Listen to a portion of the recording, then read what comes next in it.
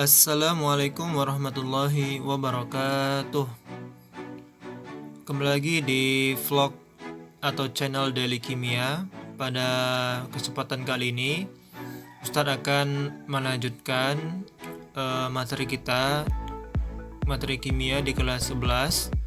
Pada episode kali ini Ustadz akan memberikan sedikit materi tentang kesetimbangan ion dalam larutan garam. Namun sebelum kita mulai, mari kita dukung channel YouTube Daily Kimia ini untuk subscribe dan like setiap videonya. Oke, sebelum kita mulai, mari sama-sama kita awali dengan lafaz basmalah. Bismillahirrahmanirrahim, agar mendapatkan keberkahan dari Allah Subhanahu wa taala. Oke, kita masuk ke materi yang pertama. Baik, yang pertama kita akan mempelajari tentang reaksi pelarutan garam. Sebelum kita masuk ke reaksi pelarutan, kita harus ketahui dulu apa itu garam. Jadi secara kimia, garam itu merupakan senyawa ionik yang terbentuk dari reaksi asam dan basa, itu disebut garam. Ya, jadi garam itu adalah senyawa ionik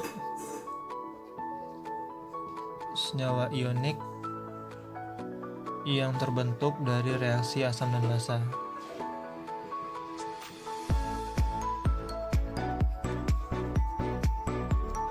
Dari reaksi asam dan basa.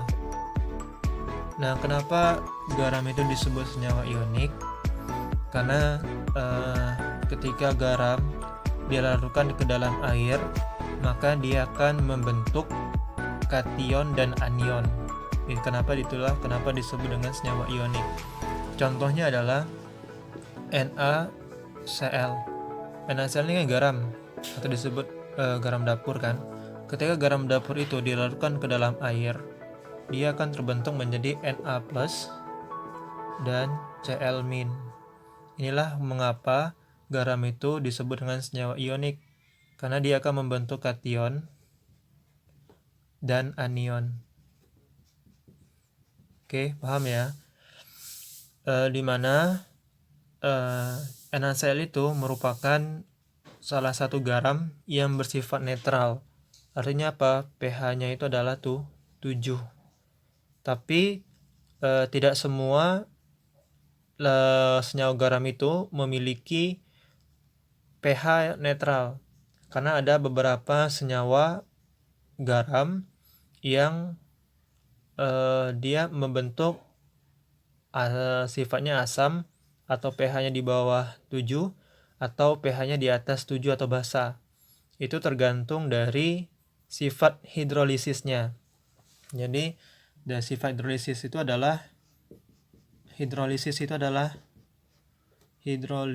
adalah disebut proses pelarutannya.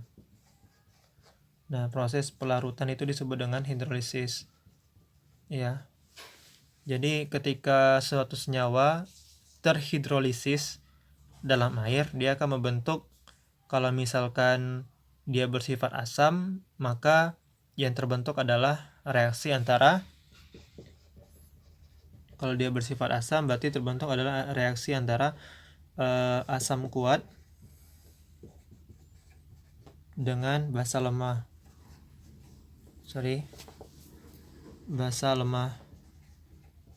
Kalau dia garam itu bersifat basa, berarti antara basa kuat plus asam lemah. Nah, kalau dia garam itu bersifat netral, artinya dia tidak ikut terhidrolisis dengan air, maka yang terjadi adalah reaksi antara asam kuat dan basa kuat. Ini semuanya garam ya. Jadi garam itu banyak sifatnya. Ada yang bersifat asam, ada bersifat basa, ada bersifat netral. Tergantung dari reaksi hidrolisisnya, ya, atau reaksi pelarutan dengan air. Ya, reaksi dengan air. Jadi asam, kalau dia garam itu bersifat asam, maka reaksi terjadi antara asam kuat dan basa lemah. Kalau basa, basa kuat, asam lemah. Kalau netral, asam kuat dan basa kuat. Artinya ini tidak terhidrolisis dengan air gitu. Nah, seperti itu. Nah, ada juga garam itu juga bisa bersifat asam, juga bisa bersifat asam atau basa apabila reaksi terjadi antara asam lemah dan basa lemah. Seperti itu. Jadi dia bisa bersifat asam atau basa apabila reaksi terjadi hidrolisisnya adalah asam lemah dan basa lemah. Seperti itu. Jadi dia terhidrolisis total, istilahnya seperti itu. Kalau ini kan yang terhidrolisis adalah parsial ya. Kalau ini juga parsial. Kalau ini total. Terhidrolisisnya total. Kalau parsial ini artinya hanya senyawa basa saja yang terhidrolisis. Kalau ini, kalau misalkan dia basa berarti hanya senyawa asam yang terhidrolisis. Nah, maksud dari parsial ini itu merupakan sebagian ya. Artinya parsialnya adalah sebagian. Jadi yang hanya terhidrolisis itu atau yang bereaksi dengan air itu hanya senyawa basanya saja dan asamnya saja. Kalau basa berarti kalau dia asam yang terhidrolisis berarti basanya. Kalau dia basa yang terhidrolisis adalah asamnya, seperti itu. Baik, setelah untuk memahami dari konsep garam tentang pelarutan garam tadi, ada yang bersifat asam, ada yang bersifat basa, ada yang bersifat asam atau basa, dan ada yang bersifat netral. Jadi yang kedua kita akan mempelajari tentang garam bersifat asam.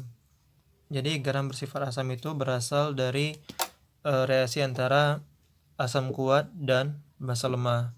Ketika senyawa itu dilarutkan ke dalam air, maka dia akan membentuk kation dan anionnya, di mana kationnya itu nanti berasal dari basa lemah dan anion itu berasal dari asam kuat.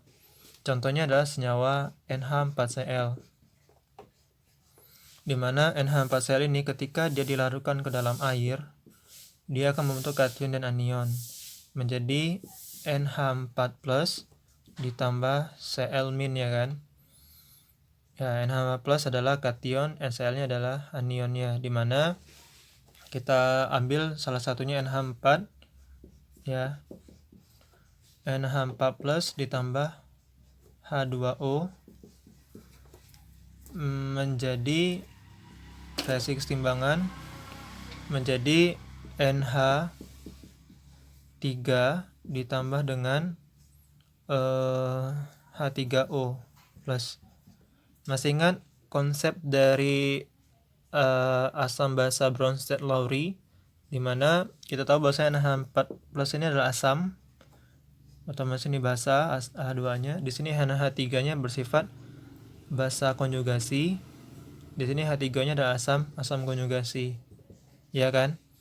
Ini membuktikan bahwasanya kation berasal dari basa lemah. Ini kationnya berasal dari basa. Oke.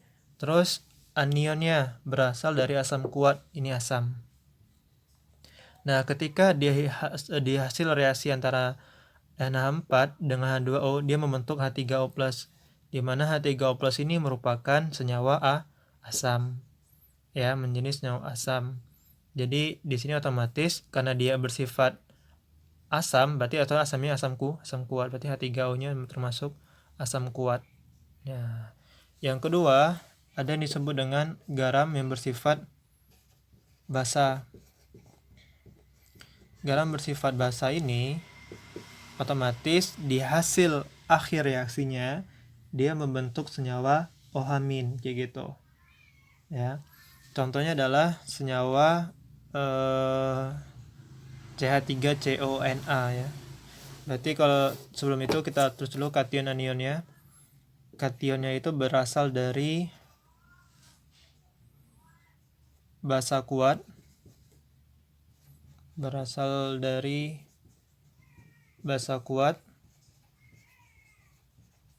Kalau anionnya itu berasal dari berasal dari asam lemah. Nah, berasal dari asam lemah contohnya adalah CH3CONA. CH3COONA, natrium asetat. Dia akan kolaborasi dengan dilarutkan dengan air, dia akan membentuk kation anionnya. Kationnya adalah CH3, ini anionnya, CH3CO- tambah dengan Na plus kan. Nah, kita ambil CH3CO- ya, diisikan dengan H2O, diisi kesetimbangan, dia membentuk CH3COOH ditambah dengan OH-. Ya, berarti yang terbentuk adalah senyawa basa, itu OH-. Nah, di sini kan kita masih ingat CH3CO ini ada bersifat basa kan. Di sini asam. Di sini otomatis ini asam konjugasi. Di sini basa. Ya kan, bersifat basa. Berarti kationnya, ini kationnya berasal dari basa. Ya, terus anionnya berasal dari asam lemah, CH3COH. Oke, karena dia reaksinya terbentuk OH-, maka dia bersifat basa. Sama kayak asam, berarti dia reaksi bersifat asam karena terbentuk adalah H+. Oke, itu dulu untuk asam dan basa. Sekarang kita masuk ke senyawa garam dari asam lemah dan basa lemah. Baik, yang selanjutnya tentang garam bersifat asam atau basa. Jadi kalau dia bersifat asam atau basa, kation dan anionnya itu berasal dari asam lemah dan basa lemah. Berarti ketika dia dilarutkan ke dalam air, maka yang terbentuk adalah kation asam lemah dan basa lemah. Kation dan anionnya asam lemah dan basa lemah. Contohnya adalah senyawa CH3 COONH4. Ini senyawa garam. Kalau kita dilarutkan ke dalam air, akan menghasilkan senyawa apa? CH3COO- ditambah dengan NH4+. Kita ambil dua-duanya untuk membuktikan dia berasal dari asam lemah dan basa lemah. Berarti dia bersifat asam atau basa. Contohnya adalah CH3COO- ya. Direaksikan dengan air, maka yang terbentuk apa reaksi kesetimbangannya? Reaksi kesetimbangan yang terbentuk adalah CH3COOH ditambah OH- ya kan. Ini terbentuk hasil reaksi adalah OH-. Berarti dia bersifat basa. Sekarang NH4 lagi. NH4 plus ditambah H2O. Reaksi kesetimbangannya adalah berarti NH3 ditambah dengan H3O+. Hasil reaksinya adalah bersifat asam. Jadi dalam senyawa CH3CONH4 ini dia bersifat asam atau basa. Karena ketika dia dihidrolisis dengan air H2O dan H2O, dia akan membentuk basa dan dia akan membentuk asam. Artinya apa? Dia terhidrolisis secara total. Berarti dia terhidrolisis secara total.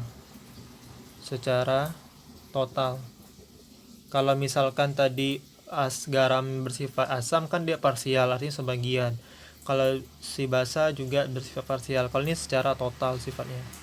Jadi dia bersifat asam atau bersifat basa. Oke. Itu dulu video dari Ustadz dari pagi hari ini. Semoga antum semuanya paham dan mengerti dari materi yang pertama yaitu hidrolisis garam. Oke. Syukran jazakallah atas perhatian antum semua. Saya akhiri dengan mengucapkan lafaz hamdalah. Dan setelah ini Ustaz akan memberikan tugas kepada antum. Oke. Dengan lampiran foto-foto yang akan Ustaz masukkan ke dalam video ini. Oke, kita akhiri. Assalamualaikum warahmatullahi wabarakatuh. Oh ya, ini sedikit tambahan. Kalau di garam bersifat asam atau basa ini juga ada ketentuannya juga ya. Kalau dia basa kan dia disebut dengan kadar kesetimbangan ya, dia disebut dengan Kb, di sini disebut dengan Ka. Ini ketentuannya. Jadi kalau misalkan suatu kesetimbangan itu nilai dari Ka atau Kb itu sangat mempengaruhi. Kalau misalkan Ka-nya lebih besar daripada Kb-nya, nilainya itu berarti ini bersifat, garam itu bersifat asam. Oke. Tapi kalau misalkan nilai Kb-nya lebih besar dari nilai Ka-nya, maka dia bersifat basa. Ini catatan ya. Catatannya. Nah, kalau misalkan nilai Ka-nya sama dengan nilai Kb-nya, maka ini bersifat netral. Oke, ini perlu antum pahami untuk catatan yang terakhir. Jadi kenapa ginilah untuk menentukan suatu garam itu bersifat asam atau basa dari nilai Ka atau Kb-nya. Oke.